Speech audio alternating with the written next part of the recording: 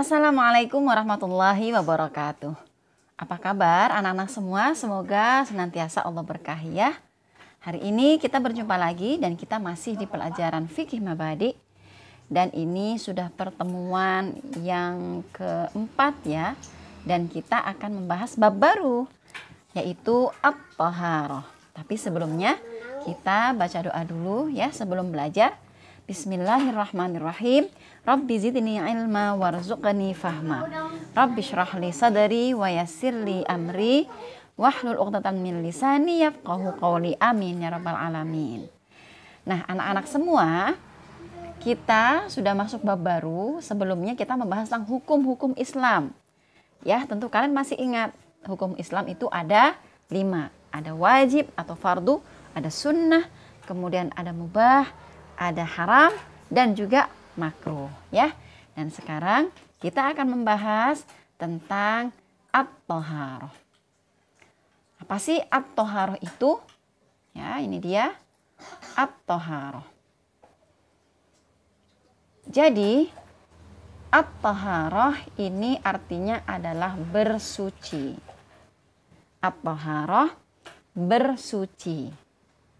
At-thaharah bersuci ya.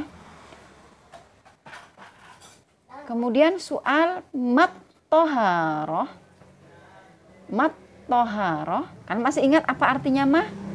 Ada yang masih ingat? Betul sekali ya.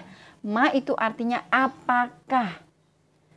Ma apakah? Ma apakah? At-thaharah bersuci itu. At-thaharah bersuci itu. Dan jawabnya adalah at-thaharah ya, hiya. Yaitu fi'lu ma. Fi'lu mengerjakan. Fi'lu mengerjakan. Ma sesuatu. Ma sesuatu. Nah, ma yang ini artinya berbeda ya dengan ma yang tadi. Ma yang untuk kata tanya. Ma yang ini artinya sesuatu. La tasihhu. La tasihhu. La itu artinya tidak. Tasihhu sah. Berarti la tasihhu yang tidak sah. La tasihhu yang tidak sah. As-salatu salat. As-salatu salat. Illa bihi. Illa kecuali. Illa kecuali. Bihi dengannya. Bihi dengannya. Nah, tadi dijelaskan toharoh atau bersuci itu apa sih?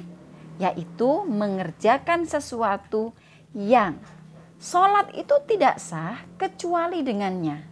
Maksudnya adalah kita harus mengerjakan sesuatu ini. Karena kalau tidak kita kerjakan, maka sholat kita menjadi tidak sah.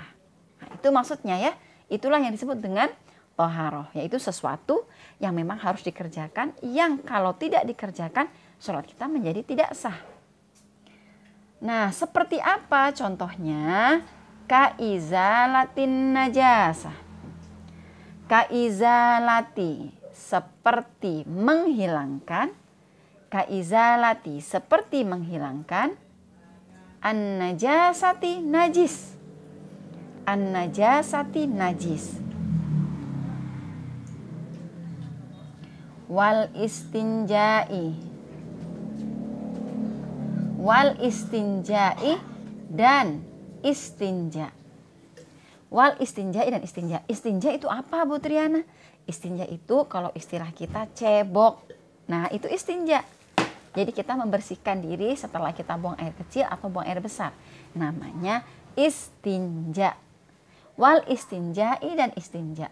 Wal wudu'i dan wudu. Wal wudu'i dan wudu. Wal ghusli. Wal ghusli dan mandi. Wal ghusli dan mandi.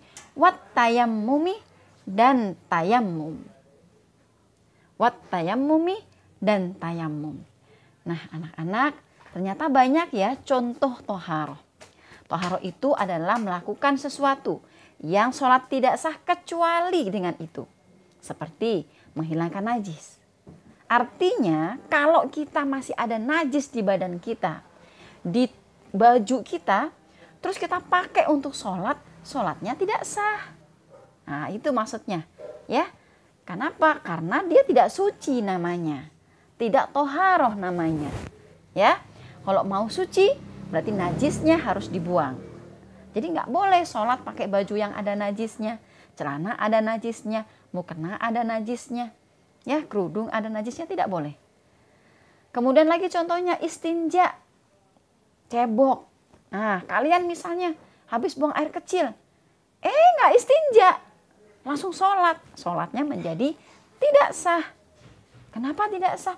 Karena ketika kalian tidak cebok, tidak istinja, najisnya masih ada. Ketika najisnya masih ada, berarti tidak sah sholatnya. Gitu ya. Selanjutnya lagi awal wudhu tadi. Iya, kalau sholat, ayo nak sholat. Ya bu, nggak lari ke kamar mandi untuk wudhu. Nggak pergi ke keran untuk wudhu. Langsung dia sholat. Tanpa wudhu, ya padahal dia sudah batal. Maka sah nggak sholatnya? Tentu tidak sah. Ya, tentu tidak sah. Begitu juga wal ghusli dan mandi. Nah, mandi ini ada kategori mandi yang wajib untuk bersuci.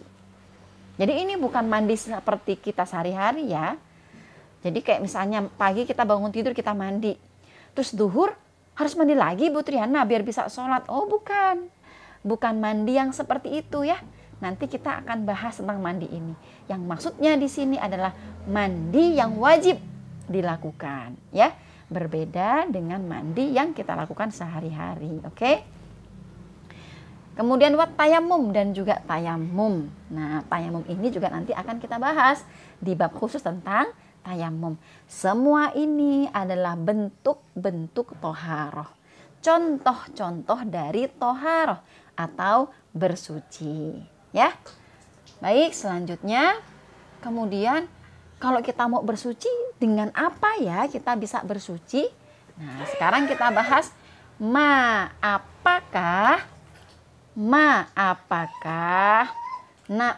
apakah wasailut toharoh, wasailu sarana, wasailu sarana at-toharoti bersuci. At-toharoti bersuci. Nah, jadi ini pertanyaannya, sarana yang bisa dipakai untuk bersuci itu apa ya? Sarana yang bisa dipakai untuk bersuci itu apa ya? Nah, di sini disebutkan al-ma'u, satu, air. Al-ma'u, air. Watturabu, dua, debu. Watturabu, debu. Wal hajaru, tiga, batu. Wow, ternyata bisa juga ya kita bersuci dengan batu, bisa. Ya, nanti kita akan bahas juga. Waddabghu, ya, waddabghu itu berarti sama. Sama itu proses pembersihan atau pensucian kulit binatang, gitu ya. Waddabhu dan sama. Nah, di sini disebutkan wasabunu dalam kurung sabunu. Nah, jadi prosesnya ada yang dipakaikan sabun, ya. Jadi ini adalah sarana-sarana atau apa saja yang bisa kita pakai bersuci. Satu, air seperti kita biasanya ya. Kita biasanya kan kalau habis buang air kecil, buang air besar, kita istinjanya pakai air, ya. Kedua, at-turabu. At-turabu, debu. Nah, debu ini bisa menjadi pengganti dari air. Jadi kalau misalnya kita mau wudhu, kok nggak ada air, nah kita bisa bersuci dengan debu. Nanti namanya tayamum. Ya, kemudian al-hajar, batu juga bisa. Nanti ada caranya. Istilahnya istijmar. Jadi bersuci dengan batu. Waddabghu dan juga dengan samak tadi ya, dengan cara disamak itu untuk kulit binatang gitu ya. Nah, yang paling utama mana? Tentu yang paling utama adalah dengan air. barulah ketika tidak ada air kita bisa memakai sarana yang lainnya, begitu ya. Barakallahu fikum, semoga bisa difahami dan Allah berkahi kita dengan ilmu yang bermanfaat. Jumpa lagi dengan tema yang berikutnya tentang najis, macam-macam najis, insya Allah di pertemuan kelima ya. Kita tutup majelis kita dengan bacaan hamdalah. Alhamdulillahirabbil alamin. Wassalamualaikum warahmatullahi wabarakatuh.